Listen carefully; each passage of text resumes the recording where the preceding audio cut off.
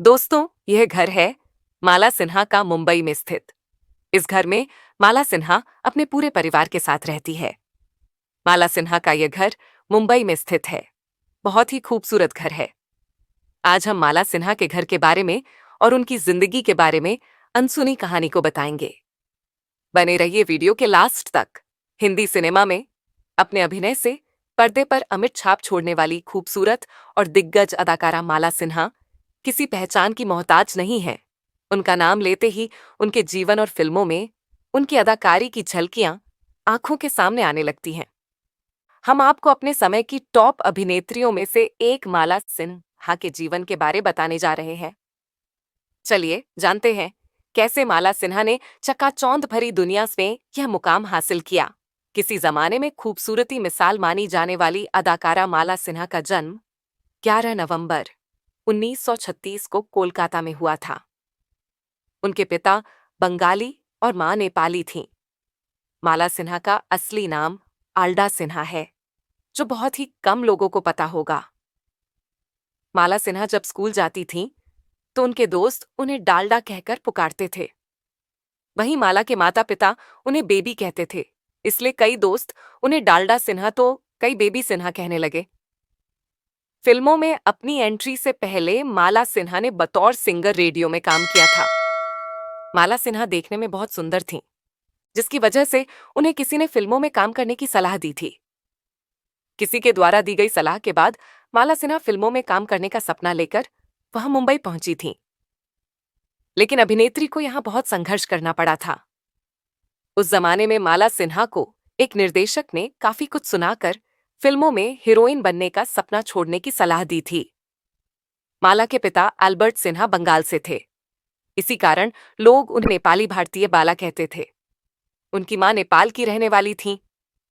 एक बार एक निर्माता के पास जब वे गईं, तो निर्माता ने उनसे कहा कि पहले शीशे में जाकर अपना चेहरा तो देखो, ऐसी भद्दी नाक को लेकर हीरोइन बनने का सपना देखती हो। माला सिन्हा की कौन सी फिल्म को आप सबसे ज्यादा पसंद करते हैं? उसका नाम जरूर बताएं। लेकिन माला ने ऐसी बात सुनकर भी हार नहीं मानी थी। वह बॉलीवुड के बजाय बंगाली सिनेमा में अपना हाथ आजमाने पहुंची, जहां उन्हें भरपूर कामयाबी मिली। इतना ही नहीं, उन्होंने नेपाली फिल्मों में भी काम किया था। काफी समय बाद माला सिन्हा एक बंगाली फिल्म के सिलसिले में मुंबई पहुंची थीं।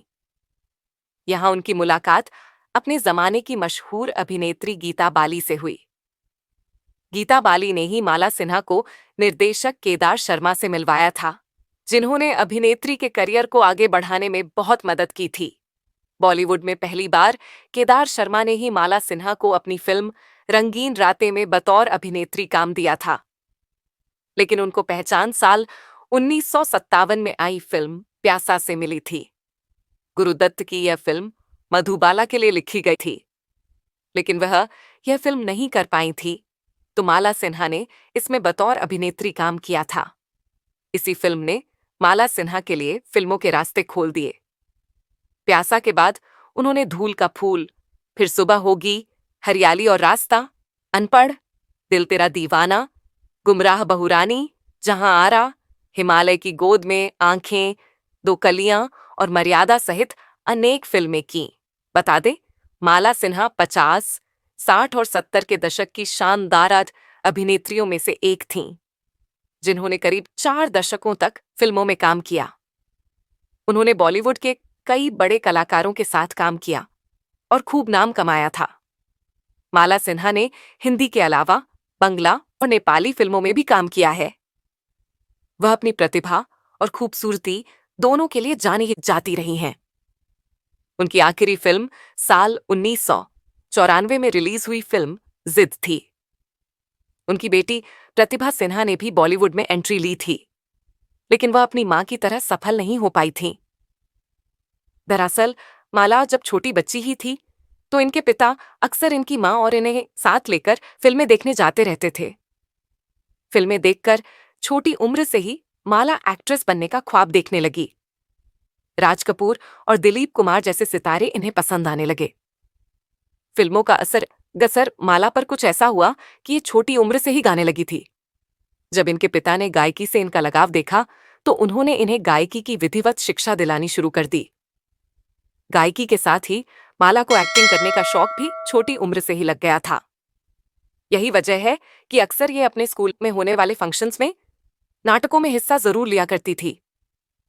एक दिन नन्ही एल्डा उर्फ माला अपने स्कूल के एक फंक्शन में गीत गा रही थी। इत्तेफाक से वहां अर्धेंदु बॉस भी मौजूद थे। अर्धेंदु बॉस कलकत्ता के एक नामी फिल्म डायरेक्टर थे और इनके पिता एल्बर्ट सिन्हा के अच्छे दोस्त भी थे। और इत्तेफाक से अर्धेंदु बॉस इनके पड़ोसी भी थे। अर्धेंदु बॉस ने जब एल्डा को इतने सारे लोगों के बीच बिना किसी झिझक के गीत गाते देखा तो उन्हें बड़ा अच्छा लगा। उन्होंने एल्डा के पिता एल्बर्ट सिन्हा से इन्हें अपनी एक फिल्म में लेने की इच्छा जाहिर की। दोस्त की बात मानते हुए एल्बर्ट सिन्हा ने एल्डा को फिल्मों में काम करने की इजाजत दे दी और इस तरह साल 1946 में आई फिल्म जय वैष्णो देवी में पहली दफा एल्डा ने बतौर चाइल्ड आर्टिस्ट काम किया। और इसी फिल्म से एल्डा ने अपना नाम बदलकर रख लिया बेबी नज़मा। पहली फिल्म के बाद बेबी नज़मा उर्फ माला सिन्हा ने कुछ और फिल्मों में चाइल्ड आर्टिस्ट के तौर पर काम किया। फिर साल 1954 में आई फिल्म ढूली में पहली दफा Mala Sinha as an actress नजर आई और यही वो फिल्म थी जिससे उन्होंने अपना नाम बेबी नज़मा से बदलकर माला रखा था। ढूली में माला सिन्हा सपोर्टिंग एक्ट्रेस थी और आगे भी कई फिल्मों में माला ने सपोर्टिंग एक्ट्रेस के तौर पर ही काम किया था और इन्हीं सपोर्टिंग किरदारों को निभाकर माला कलकत्ता फिल्म इंडस्ट्री का एक लोकप्रिय नाम बन गई थी। एक तस्वीर माला सिन्हा को बॉम्बे खींच लाई। कलकत्ता फिल्म इंडस्ट्री में जब माला सिन्हा का बढ़िया नाम होने लगा तो उनकी ख्याति देश के दूसरे हिस्सों तक भी पहुंचने लगी। इसी बीच इनकी एक तस्वीर फिल्म फेयर मैगजीन में छपी जिसे इत्तेफाक से उस जमाने के नामी डायरेक्टर अमिया चक्रवर्ती ने भी देखा। अमिया चक्रवर्ती को माला सिन्हा की पर्सनालिटी बहुत पसंद आई और उन्होंने माला को अपनी फिल्म बादशाह में काम करने का ऑफर दिया और माला को जैसे बस इसी मौके की तलाश थी। बचपन से हिंदी फिल्मों में नाम कमाने का सपना देखने वाली माला अपने माता पिता को साथ लेकर बॉम्बे यानी मुंबई आ गई। कुछ ही सालों में माला सिन्हा बॉम्बे फिल्म इंडस्ट्री में भी एक जाना पहचाना चेहरा बन गई। वो कई बड़े बजट की फिल्मों में काम कर चुकी थी।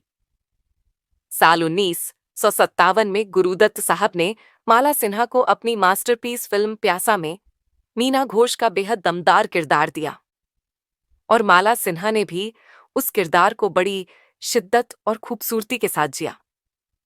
प्यासा की सफलता ने माला सिन्हा को हिंदी फिल्म इंडस्ट्री का बड़ा नाम बना दिया। प्यासा के बाद माला सिन्हा ने परवरिश, फिर सुबह होगी, तेवर भाभी, मैं नशे में हूं और लव मैरिज जैसी बड़ी फिल्मों में काम किया। लेकिन उनके करियर की अगली बड़ी नोटेबल फिल्म बनी महान डायरेक्टर स्वर्गीय यश चोपड़ा की डायरेक्टोरियल डेब्यू धूल का फूल। इस फिल्म में माला सिन्हा मीना नाम की एक ऐसी बिन ब्याही मां के किरदार में दिखी थी जो समाज के डर से अपनी औलाद को छोड़ देती है। इस फिल्म के बाद माला सिन्हा बॉलीवुड की उस जमाने की टॉप रेटेड एक्ट्रेसेस में शुमार हो गई थी और फिर तो उन्होंने कभी पीछे मुड़कर नहीं देखा। दोस्तों, माला सिन्हा का घर और उनकी जिंदगी से जुड़ी हुई अनसुनी कहानी को जानकर आपको कैसा लगा? कमेंट बॉक्स में जरूर बताएं। मिलेंगे फिर नई जानकारी के साथ। तब तक अपना ख्याल रखना। धन्यवाद।